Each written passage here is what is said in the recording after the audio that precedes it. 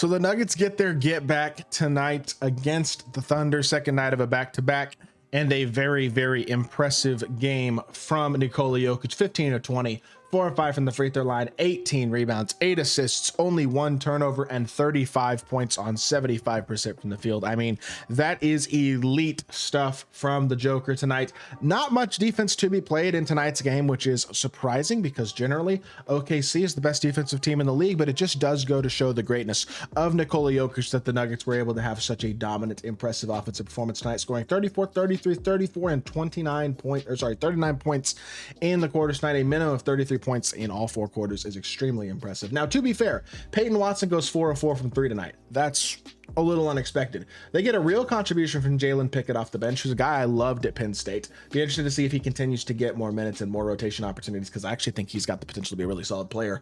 Russ goes 3 for 5 from 3. Again, really certainly can't count on that on a night-to-night basis. So they got some really good shooting contributions from some guys you generally don't expect to quite get those from. But at the same time, an extremely impressive win for OKC that deserves for Denver that deserves a lot of credit. Now, with that being said, it's not like OKC played terrible. I mean, they got 26 from Lou Dort. He makes 8 threes. Chet Holmgren was not good tonight, -20, only 8 points. Was not particularly effective really on either end of the court. Hartenstein was meh efficiency-wise, 20 points on 16 shots. SG had a decent game, but he was -18 as well. Wasn't the best performance by any means from OKC tonight. And at the end of the day, my takeaway from these 2 games is that an OKC Denver Western Conference Finals would be a hell of a series. That's my takeaway. Number 1. I talked about MVP discourse stuff yesterday, and I think there's a very real conversation to be had about MVP discourse. And I think, like I said, my personal opinion is that Jokic is the MVP. That does not mean that there is not absolutely an argument for Shai Gilgeous-Alexander as well. I think those 2 guys are both obviously the 2 most deserving players for the MVP award this year, and it's not close. It's one of the best 2-man MVP debates we've ever really had. So as long as the discourse itself is in a healthier place, I mean, it's really nice to see what's going on with the MVP race. But at the same time, I'd give it to Jokic personally. And tonight's game was a great reason why. He made his teammates better tonight and was just by far the most impactful player on the court, and it really wasn't even particularly close. OKC's the better team and has been all year, but Denver has the better player. Jokic is the best player in the world, and I do believe, voter fatigue or not, he's the best player and he deserves to win MVP, his 4th in 5 years. With that being said, that's not really the point of this video. Denver has been really, really good for quite a while now, and they look like the biggest threats, especially with the recent LeBron James groin injury and all of the other injury issues that the Lakers are facing. They look like they are probably the biggest threats to OKC out west now. The Lakers are absolutely in that conversation as well, and a Denver Lakers series would be a movie in of itself in the second round, and I'm sure we'll talk more about Denver LA very soon, because Denver and LA play each other twice in the next couple weeks. But since starting the season 11-10 and a brutal loss to Washington, which was one of the best games of Jokic's career in a game they lost regardless, the Nuggets are 31-13. That is elite. That is championship level basketball. Now, to be fair, the Nuggets on the season have 12 the Thunder on the season have 12 losses. So take that for what you will. They have been an incredible team, and they have been one of the 2 best teams in basketball this season alongside the Cleveland Cavaliers, and deserve an absolute ton of credit for how well they have played.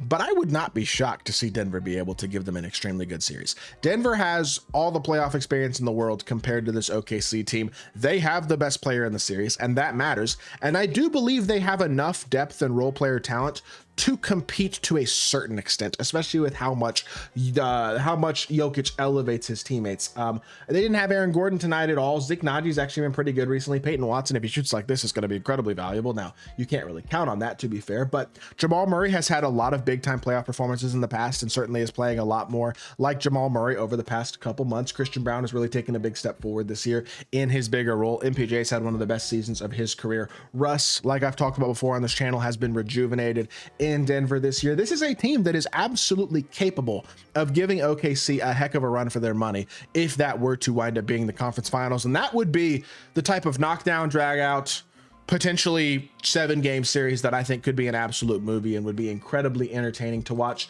for the casual and expert NBA fan alike. Now, like I said, Denver's schedule for the rest of the season is hit or miss. You got some tough games in here. Minnesota's not going to be easy. They're playing really well recently. The Lakers twice, Golden State, Houston, Milwaukee, Minnesota again, Golden State again, Sacramento, Memphis, Houston. It's not a cakewalk by any means. Indiana as well, but they do have a couple gimme games mixed in there. They got Washington, they got Portland, they got Chicago, they got Utah, they got San Antonio without Wemby. Like, they got themselves a pretty good amount of easier matchups there as well. And when you look at strength of schedule remaining, they have a much easier remaining strength of schedule than the Lakers do, which matters, considering that those are the two teams that are currently fighting for that 2 seed in the Western Conference. Denver has a game up on the Lakers right now, although they have played 2 more games than the Lakers. So if the Lakers were to win their next 2 games, that would tie them and through 65 games in the standings.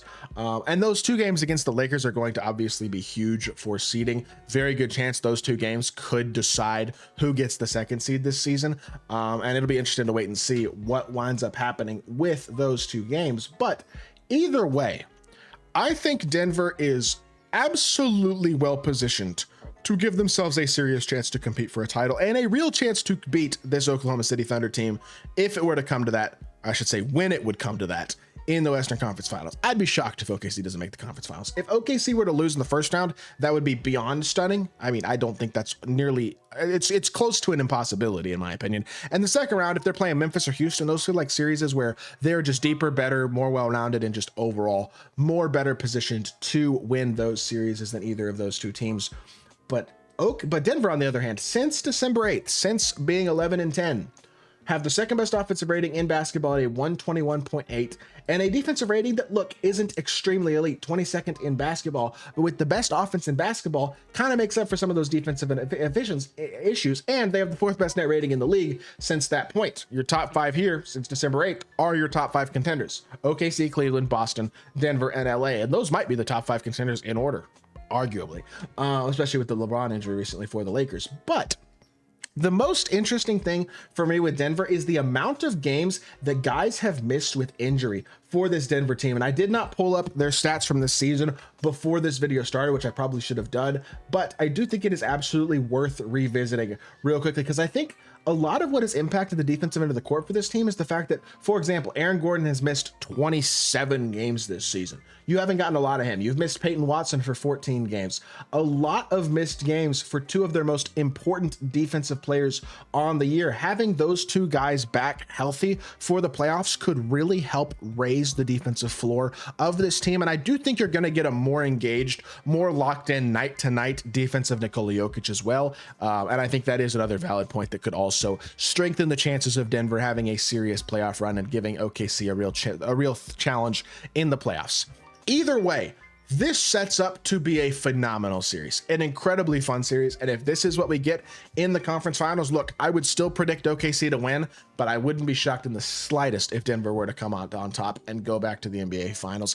Either way, these teams look like they are going to be a hell of a lot of fun to watch if they do play each other in the playoffs. And I'm excited for the playoffs this year, man. It's just, there's so many solid teams at the top and so many upstart competitive underdog teams in both conferences that could give teams a run for their money and make a sleeper run. I mean, it's going to be fun to watch. I'm excited for it. And we're coming up pretty close on playoff time. We're a month and a half away and we're going to be right in the swing of things of playoff basketball. So with that being said, that is going to do it for this video. I hope y'all did enjoy.